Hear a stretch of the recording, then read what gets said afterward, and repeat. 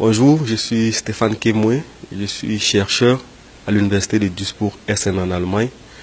Je suis diplômé de l'université de Caen où j'ai obtenu un master en physique, diplômé du Centre international de physique où j'ai obtenu un diplôme en physique de la matière condensée et diplômé de l'Institut Max Planck où j'ai obtenu un doctorat en physique en partenariat avec la faculté de physique et astronomie de l'université de Bochum en Allemagne.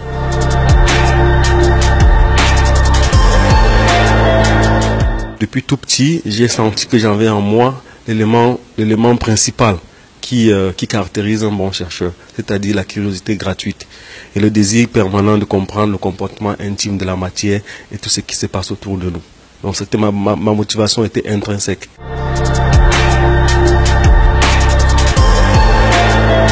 Je peux commencer par la base. Déjà, j'ai eu des difficultés lorsque j'étais déjà tout petit, lorsque j'ai voulu faire mes choix. Vous savez, venant du Cameroun, au Cameroun, il y a peu d'intérêt pour la recherche fondamentale et prospective. Les parents surtout sont intéressés par des choses à visée applicative. Vous voyez, même déjà après la terminale, on disait il faut que tu fasses Polytechnique, il faut que tu fasses le CUS, ainsi de suite. Donc déjà, il fallait me convaincre et convaincre mon entourage que je pouvais faire de la recherche. Bon, je leur donne raison, puisqu'au Cameroun, les parents ne voient pas une issue. Vous voyez, lorsque vous faites de longues études, vous êtes en quelque sorte condamné à enseigner, ce qui n'est pas vrai. Vous voyez, donc j'ai voulu démontrer que cela est possible, de rêver. Vous savez, beaucoup de personnes deviennent docteurs au Cameroun ou chercheurs parce que, excusez-moi de le dire de manière si cynique, parce qu'ils n'ont pas le choix. Vous voyez, après avoir échoué des concours à maintes reprises, beaucoup de personnes se retrouvent à la fin en fac et se retrouvent en train de soutenir une thèse. Vous voyez, pour moi c'était la conviction. J'ai voulu être chercheur, vous voyez, dans un contexte où on ne l'accepte pas facilement.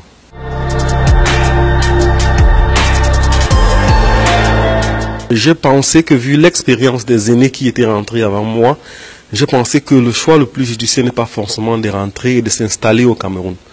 Vous voyez, on peut aider son pays même en étant en distance. Vous voyez, à travers les formations à distance, à travers des écoles, transfert de connaissances. Moi, je vais au Cameroun toutes les années pratiquement pour faire un transfert de connaissances. Vous voyez, la science est présentement globale. La science n'est plus localisée comme par le passé. Vous voyez, on peut rester en Allemagne ou en France et faire de la recherche au Cameroun.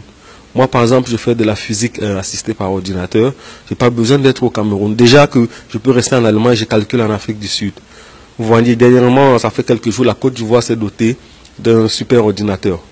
Cela veut simplement dire que étant au Cameroun, vous pouvez négocier un temps de calcul en Côte d'Ivoire sans être physiquement présent en Côte d'Ivoire. Vous voyez.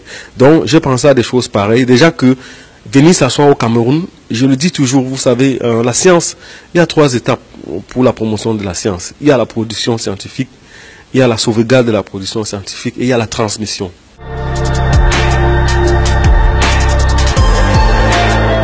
Mon choix était orienté par nos besoins pratiques en Afrique. Vous voyez. Aujourd'hui, je travaille actuellement sur la production de carburant hydrogène à partir de l'eau. Vous savez, avec le réchauffement climatique, avec la pollution atmosphérique, les humains cherchent des moyens alternatifs afin d'éviter la pollution, c'est-à-dire on essaie de produire des carburants plus clean, quoi. Donc, le processus de fabrication de carburant hydrogène, c'est simple. Vous voyez, vous avez de l'eau. L'eau est constituée de l'hydrogène et de l'oxygène. Si vous cassez une molécule d'eau, vous avez de l'hydrogène et de l'oxygène. Vous voyez.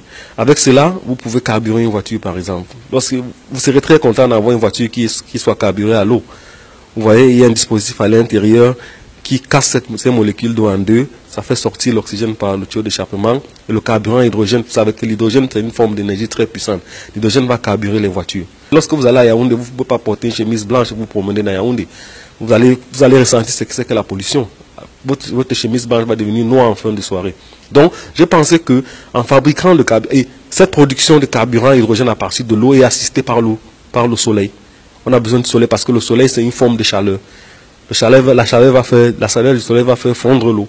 Et au Cameroun, on a assez de chaleur. On a la meilleure inclinaison par rapport au soleil. Vous voyez, au niveau des tropiques, nous sommes au niveau de la ceinture tropicale, de l'équateur.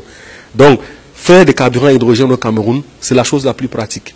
Comme faire des routes panneaux solarisés, c'est la chose la plus pratique au Cameroun. Lorsque vous voyagez de Ngaoundéré à Maroua ou bien à Mokolo, le sol, ça chauffe, vous ne pouvez pas marcher pieds nus. Donc, ce sont les endroits idéaux pour faire des routes panneaux solarisés.